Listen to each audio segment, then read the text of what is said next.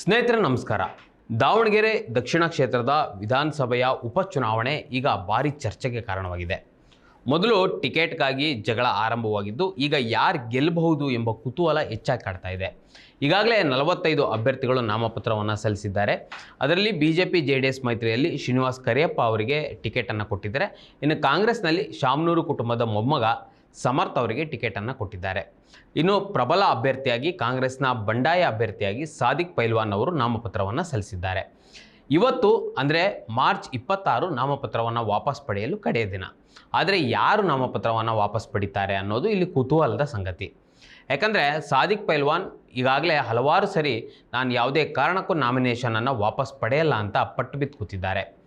ಇವೆಲ್ಲ ನಿಮಗೆ ಗೊತ್ತಿರೋ ವಿಚಾರ.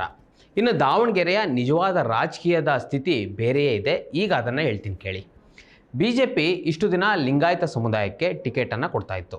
ಆದರೆ ಈಗ ST ಅಂದರೆ ನಾಯಕ ಸಮುದಾಯದವರಿಗೆ ಟಿಕೆಟನ್ನು ನೀಡಿದೆ. ಇನ್ನೊಂದು ಕಡೆ ಶಾಮನೂರು ಶಿವಶಂಕರಪ್ಪನವರು ಕಳೆದ 6 ಬಾರಿ ವಿಧಾನಸಭಾ ಚುನಾವಣೆಯಲ್ಲಿ ಅಂದರೆ ಇದೇ ದಕ್ಷಿಣ ಕ್ಷೇತ್ರದಲ್ಲಿ ಗೆದ್ದು ಬಂದಿದ್ದಾರೆ. ಪಟ್ಟು ಬಿಡದೆ ಗೆದ್ದು ಬಂದಿದ್ದ ಕ್ಷೇತ್ರ ಅದು.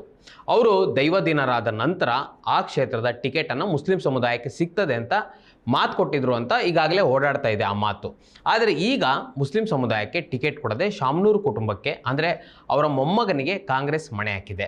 ಅದರಲ್ಲೂ ಇಷ್ಟು ವರ್ಷ ಅಧಿಕಾರವನ್ನು ಹಿಡಿದಿದ್ದಂತಹ ಶಾಮನೂರವರ ಕುಟುಂಬಕ್ಕೆ ಕಾಂಗ್ರೆಸ್ ಮಣೆ ಹಾಕಿರೋದ್ರಿಂದ ಇಲ್ಲಿ ಕಾಂಗ್ರೆಸ್ಗೆ ಏನಾದರೂ ಲಾಭ ಆಗ್ಬೋದಾ ಅಂತ ನೋಡಿದರೆ ಇಲ್ಲ.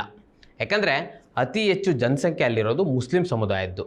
ಇನ್ನು ಮುಸ್ಲಿಂ ಸಮುದಾಯದ ಅಭ್ಯರ್ಥಿ ಬಂಡಾಯ ಅಭ್ಯರ್ಥಿ ಸಾದಿಕ್ ಪೈಲ್ವಾನ್ ಸಹ ಪ್ರಬಲ ಪೈಪೋಟಿ ನೀಡುವ ಅಭ್ಯರ್ಥಿಯಾಗಿದ್ದಾರೆ. ಈಗ ಮುಖ್ಯ ವಿಷಯಕ್ಕೆ ಬರೋಣ. ದಾವಣಗೆರೆ ದಕ್ಷಿಣ ವಿಧಾನಸಭಾ ಕ್ಷೇತ್ರದಲ್ಲಿ 2,31,000 ಮತಗಳಿವೆ. ಅದರಲ್ಲಿ ಸುಮಾರು 81,000ದಿಂದ 85,000ವರೆಗೂ ಅಲ್ಪಸಂಖ್ಯಾತರ ಅಂದರೆ ಮುಸ್ಲಿಂ ಸಮುದಾಯದ ಮತಗಳಿವೆ.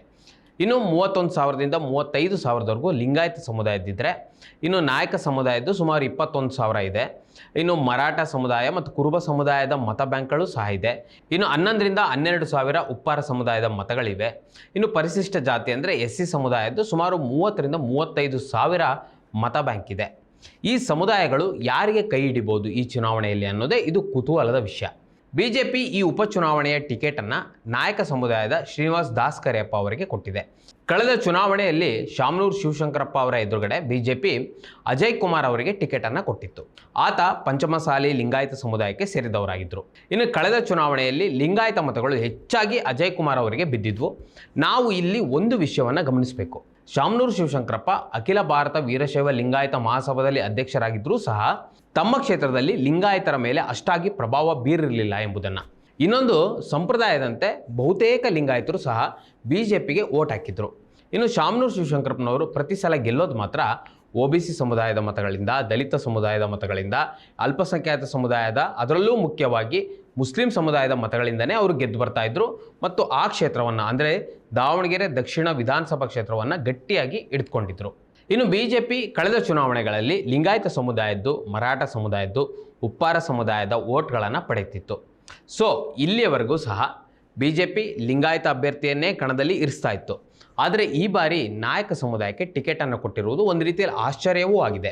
ಬಿಜೆಪಿಯ ಟಿಕೆಟ್ ಘೋಷಣೆ ಹಿಂದೆಯೂ ಸಹ ಶಾಮನೂರ್ ಅವರ ಕುಟುಂಬದ ಕೈವಾಡ ಇದೆ ಎಂಬ ಮಾತು ಇಡೀ ದಾವಣಗೆರೆಯಲ್ಲಿ ಓಡಾಡ್ತಿದೆ. ಯಾಕಂದರೆ ಶಾಮನೂರ್ ಅವರು ಕಾಂಗ್ರೆಸ್ನಲ್ಲಿ ಇದ್ದಾಗಿಯೂ ಕೂಡ ಬಿಜೆಪಿ ಪರವಾಗಿ ಮತ್ತು ಯಡಿಯೂರಪ್ಪ ಕುಟುಂಬದ ಪರವಾಗಿ ಮಾತನಾಡಿದವರು. ಕಳೆದ ಲೋಕಸಭಾ ಚುನಾವಣೆ ಸಂದರ್ಭದಲ್ಲಿ ಶಿವಮೊಗ್ಗದ ಬಿಜೆಪಿ ಅಭ್ಯರ್ಥಿ ಮತ್ತು ಯಡಿಯೂರಪ್ಪನವರ ಮಗ BY ರಾಘವೇಂದ್ರ ಅವರ ಪರವಾಗಿ ಶಾಮನೂರ್ ಅವರು ಮಾತನಾಡಿದರು. ರಾಘವೇಂದ್ರ ಅವರಿಗೆ ವೋಟ್ ಹಾಕುವಂತೆ ಮನವಿ ಕೂಡ ಮಾಡಿದರು. ಇವೆಲ್ಲ ನೋಡಿದರೆ ಶಾಮನೂರ್ ಅವರ ಕುಟುಂಬಕ್ಕೆ ಟಿಕೆಟ್ ಕೊಟ್ಟು ಬಿಜೆಪಿಯಿಂದ ಕಡಿಮೆ ವರ್ಚಸ್ಸು ಇರುವ ವ್ಯಕ್ತಿಯನ್ನು ಮತ್ತು ಲಿಂಗಾಯತ ಸಮುದಾಯವನ್ನು ಹೊರತುಪಡಿಸಿರುವ ವ್ಯಕ್ತಿಯನ್ನು ಇವರೇ ಹಾಕಿಸಿದ್ದಾರೆ ಎಂಬ ಮಾತು ಕೂಡ ಇಡೀ ದಾವಣಗೆರೆಯಲ್ಲಿ ಓಡಾಡ್ತಾ ಇದೆ. ಇನ್ನು ಬಿಜೆಪಿ ಹೈಕಮಾಂಡ್ನಲ್ಲಿಯೂ ಮತ್ತು ಯಡಿಯೂರಪ್ಪ ಕುಟುಂಬದ ಜೊತೆಗೂ ಶಾಮನೂರ್ ಅವರ ಕುಟುಂಬಕ್ಕೆ ಇರುವ ಬಾಂಧವ್ಯ ಎಲ್ಲರಿಗೂ ಗೊತ್ತಿದೆ. ಇದೇ ಮಾತನ್ನು ಇಡೀ ದಾವಣಗೆರೆಯ ಜನ ಮಾತನಾಡ್ತಿದ್ದಾರೆ. ಈಗ ನಾವು ಶಾಮನೂರ್ ಅವರ ಕುಟುಂಬಕ್ಕೆ ಇದರಿಂದ ಏನಾದರೂ ಪ್ಲಸ್ ಪಾಯಿಂಟ್ ಆಯಿತಾ ಅಂತ ನೋಡಿದರೆ ಖಂಡಿತ ಇಲ್ಲ. ಯಾಕಂದರೆ ಕಾಂಗ್ರೆಸ್ ಅಭ್ಯರ್ಥಿ ಸಮರ್ಥ್ ವಿರುದ್ಧ ತೊಡೆತಟ್ಟಿ ನಿಂತಿರೋದು ಕಾಂಗ್ರೆಸ್ನ ಬಂಡಾಯ ಅಭ್ಯರ್ಥಿ ಸಾದಿಕ್ ಪೈಲ್ವಾನ್.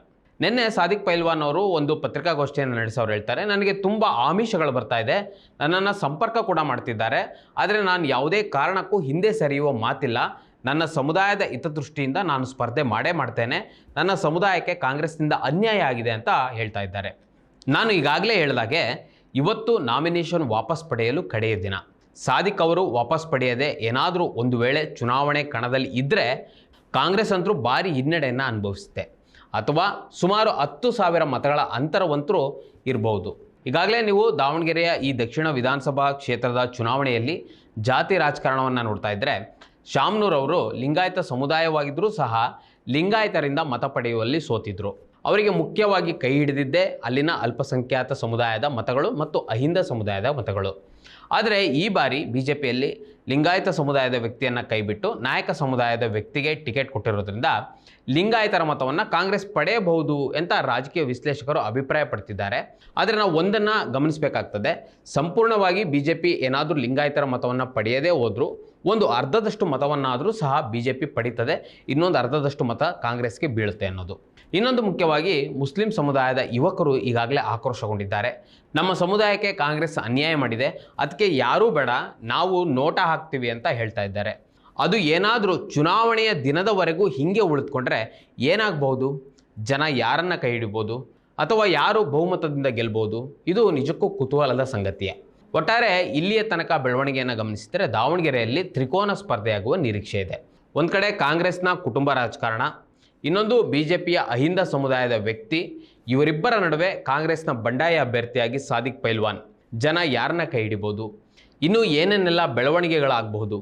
ಜಾತಿ ರಾಜಕಾರಣ ಯಾವ ರೀತಿ ಕೆಲಸ ಮಾಡಬಹುದು? ಎಲ್ಲವನ್ನ ಕಾದು ನೋಡೋಣ.